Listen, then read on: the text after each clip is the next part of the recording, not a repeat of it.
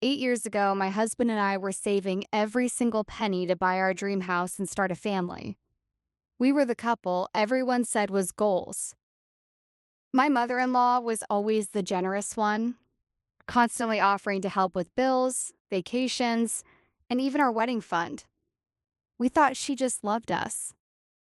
Last month, I logged into our joint savings account to surprise my husband with a down payment and discovered it was almost empty. Over $187,000 had disappeared. When I confronted my husband, he cried and admitted he had a mistress and a secret child. But the worst part? It wasn't just him. My name is Rachel. I'm 36 years old. I work as a marketing coordinator for a mid-sized healthcare company in Denver, Colorado. My husband, Tyler, is 38, a regional sales manager. We've been married for 11 years and have a beautiful 7-year-old daughter named Harper. On paper, our life looked perfect. We lived in a nice 4-bedroom house in a quiet suburb with good schools. We took family vacations every summer, posted happy photos on Instagram, and everyone always told us we were relationship goals. Tyler was the charming, outgoing husband who remembered anniversaries and brought me flowers just because. I was the organized wife who handled the budget, the schedules, and made sure everything ran smoothly. But behind the photos, things had been slowly cracking for years. It started with small things. Tyler began working later and later. He was always on the road for clients. He seemed distant, irritable, and whenever I tried to talk about our future or having another child, he would shut down or change the subject. I told myself it was just work stress. We were both in our mid-30s, trying to build something stable. I thought it was normal. My mother-in-law, Diane, was always in the picture. She was the classic, sweet but controlling type. Widowed early, very wealthy from her late husband's real estate business, and extremely attached to Tyler, her only son. She lived 20 minutes away and came over at least 3 times a week. She brought groceries, watched Harper when we needed a date night, and constantly offered to help with the bills. We never asked for money, but she would transfer small amounts into our joint account anyway, saying, "It's what family does." I always felt a little uncomfortable accepting her help, but Tyler would say, "Just let her, babe. She's lonely since Dad passed. It makes her happy." So I let it go. Last month, everything exploded. I had been secretly saving for a big surprise. Tyler had been talking about wanting a bigger house with a backyard, big enough for Harper to run around, and maybe even a pool one day. I wanted to surprise him by having enough for a solid down payment. So I logged into our joint savings account, the one we both contributed to for 8 years. The balance was $1,247. I thought I had the wrong account. I refreshed. Same number. Then I opened the transaction history. My stomach dropped. There were dozens of transfers over the past 8 years. $2,000 here, $3,500 there, sometimes $1,800 every 2 weeks, all going to the same account labeled only as D. Thompson Personal. Total withdrawn, $187,400. I sat at the kitchen island staring at the screen, my hands shaking so badly I could barely scroll. This was the money we had been saving for our future. The money I worked overtime for. The money Tyler said he was also contributing to every month. When Tyler came home that evening, I didn't even wait for him to take off his shoes. I turned the laptop toward him and said, "Explain this." He looked at the screen and his face went pale. He sat down heavily on the stool across from me and put his head in his hands. "Rachel, I'm so sorry." That was the moment my world started to crack. He cried, real tears. He told me he had been having an affair for 8 years with a woman named Vanessa. They had a son together, a 7-year-old boy named Caleb, the same age as Harper. He said it started as a one-time mistake during a business trip, then it became regular. He couldn't leave her because she got pregnant. He couldn't tell me because he was terrified of losing Harper in our marriage. I sat there numb, listening to him sob and apologize over and over. But something didn't add up. "Where did the money come from, Tyler?" I asked quietly. "We don't have $187,000 extra. I know exactly how much we both put in every month." He wouldn't look at me. Then he whispered the words that destroyed what was left of my trust. "My mom has been helping. She's been paying Vanessa every month so she wouldn't come after me for child support or cause problems." I felt like someone had punched me in the chest. My mother-in-law, the woman who called me daughter, who babysat Harper, who cried at our wedding, had been secretly funding my husband's mistress and their child for 8 years, using the money we both worked so hard to save. I didn't scream, I didn't cry. I just stared at Tyler and said one sentence: "Get out of my house." Tyler didn't argue. He just sat there with his head in his hands, shoulders shaking, crying like a child. For the first time in our 11-year marriage, I saw him look small, broken, pathetic. I stood up slowly, my legs surprisingly steady. "Get out," I said again, my voice low and cold. "Tonight. Pack a bag and leave. I don't want to see you in this house when Harper wakes up tomorrow." He looked up at me, eyes red and swollen. "Rachel, please, let me explain. It wasn't just me. My mom—" "I don't care right now." I cut him off. "I can't even look at you. Get out." He didn't fight me. He went upstairs, packed a suitcase, and left without another word. The front door clicked shut behind him, and the house became terrifyingly quiet. I sat back down at the kitchen island and stared at the savings account. Balance again, $1,247. 8 years of overtime, 8 years of skipping vacations, 8 years of telling Harper we're saving for something special. All gone. Not because of bad investments or medical bills, because my husband had a secret family, and my mother-in-law had been bankrolling it behind my back. I didn't cry that night. I was too numb, too angry, too shocked. The next morning, I did what any mother would do. I pretended everything was normal for Harper. I made her favorite oatmeal with blueberries, drove her to school, told her daddy had to go on a last-minute work trip. She believed me. She was only 7. She still trusted the world. As soon as I dropped her off, I drove straight to Diane's house. My mother-in-law lived in a beautiful gated community 20 minutes away. The kind of place with perfect lawns and retired couples walking their designer dogs. I had always felt a little intimidated by how perfect her life looked. She opened the door wearing a silk robe, holding a cup of coffee, looking surprised but not alarmed. "Rachel, is everything okay? You look terrible." I didn't waste time with pleasantries. "Did you know your son has another child?" I asked, my voice shaking with rage. "Did you know he's been sleeping with another woman for 8 years? And did you know you've been paying her thousands of dollars every month from the savings account Tyler and I built together?" Diane's face went pale. For a split second, I saw panic in her eyes. Then she recovered, putting on that calm, superior expression she always used when she wanted to control a situation. "Rachel, honey, you need to calm down. Let's sit down and talk like adults." "I don't want to sit down," I snapped. "I want the truth. Have you been paying Tyler's mistress?" She sighed, as if I was being dramatic. "Yes, I have." The admission hit me like a slap. "Why?" My voice cracked. "Why would you do that to me? To Harper? We trusted you." Diane set her coffee down and looked at me with something that almost looked like pity. Because my son made a mistake. A big one. Vanessa got pregnant and threatened to ruin his life. And yours, if he didn't support the child. Tyler was terrified of losing you and Harper.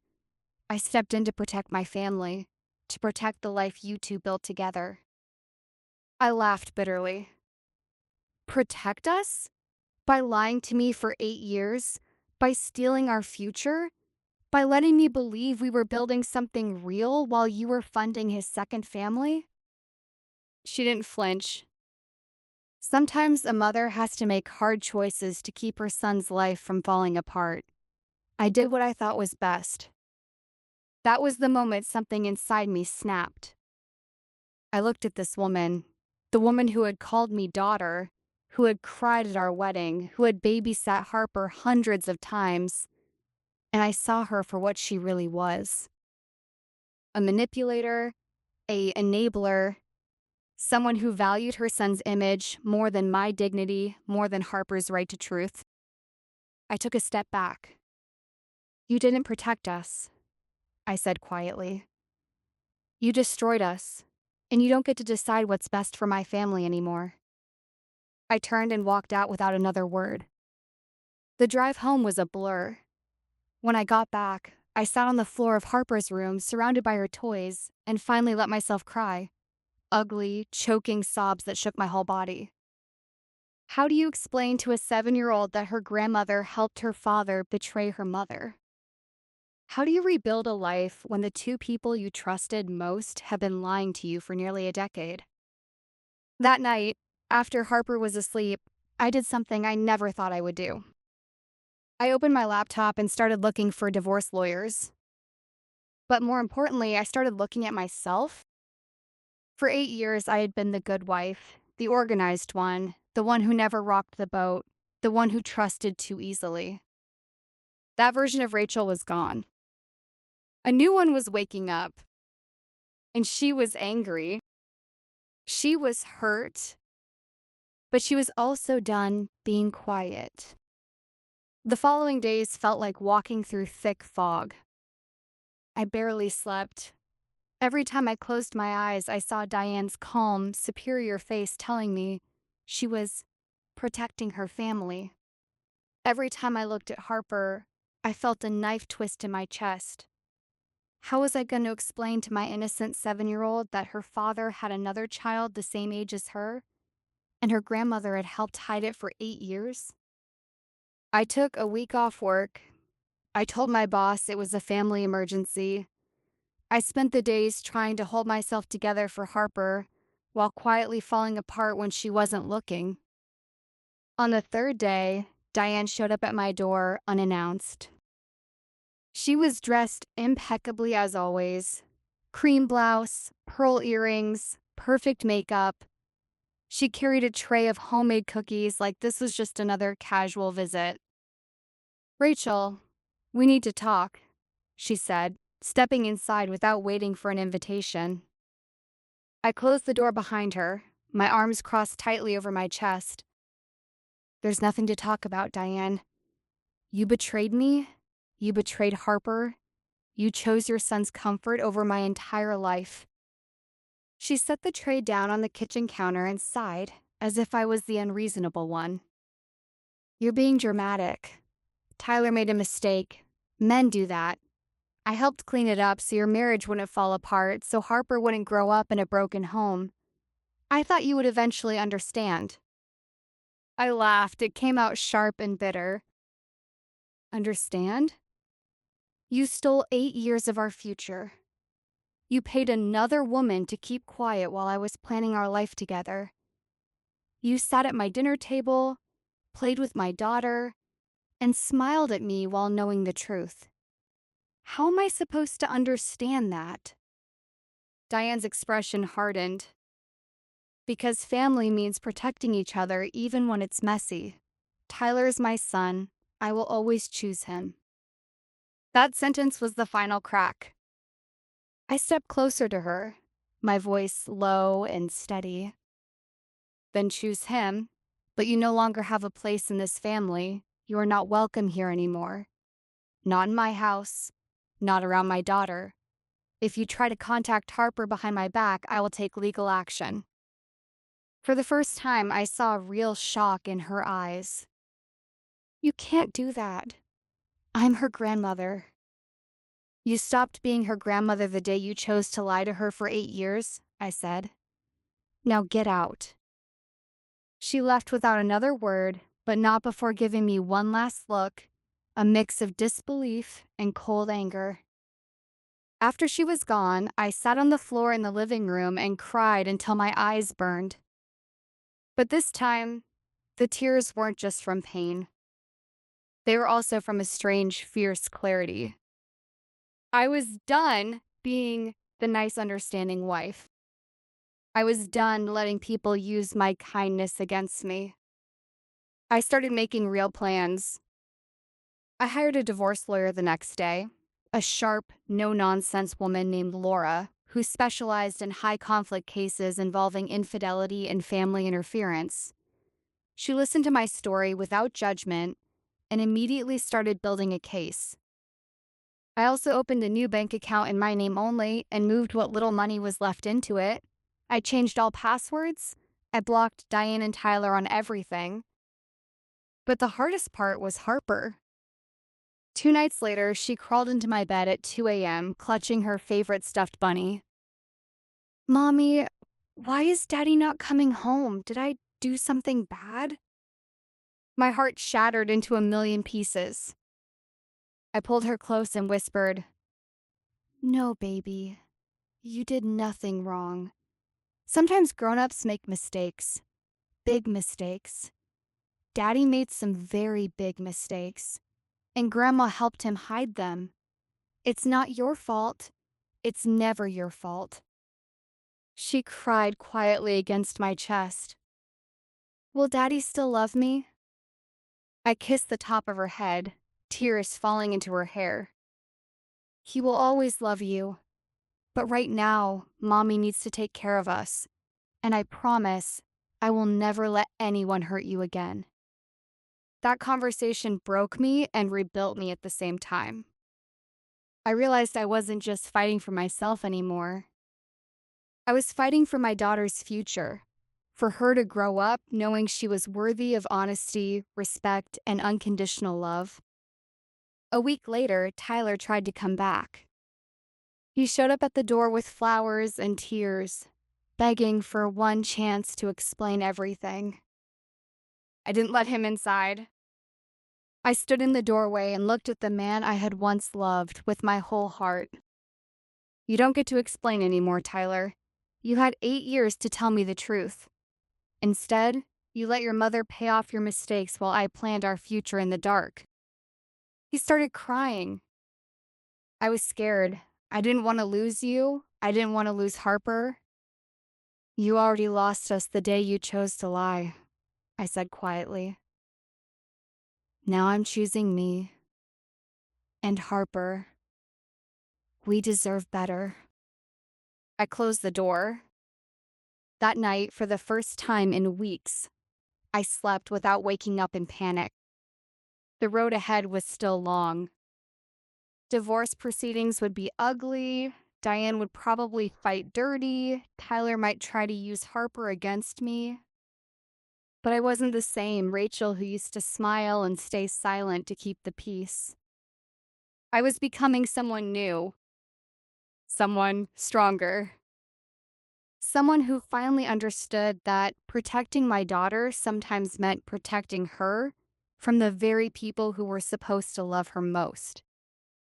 And for the first time in 11 years of marriage, I felt free. The divorce process was brutal, but I refused to let it break me. Tyler fought for shared custody at first. Diane hired an expensive lawyer and tried to paint me as an unstable, vindictive wife who was keeping her son away from his child. They even brought up old arguments from our marriage to make me look difficult. But Laura, my lawyer, was a lioness. She gathered every piece of evidence, bank records, transfer histories, messages between Tyler and Vanessa, and even bank statements from Diane showing the regular payments. She also got statements from my therapist documenting the emotional toll. In the end, the judge saw the truth. Tyler was granted supervised visitation every other weekend. Diane was issued a restraining order from contacting Harper without my permission. The court ordered Tyler to repay half of the stolen savings over time, though I knew I might never see all of it. It wasn't a fairy tale victory.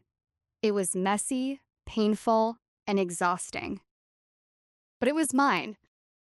6 months after I asked Tyler to leave, I stood in the kitchen of our house, now only in my name, watching Harper draw at the table. She had started smiling more. She still asked about her father sometimes, but the nightmares had mostly stopped. I had changed too. I cut my hair shorter. I started running again in the mornings. I took a promotion at work that gave me more flexibility and better pay.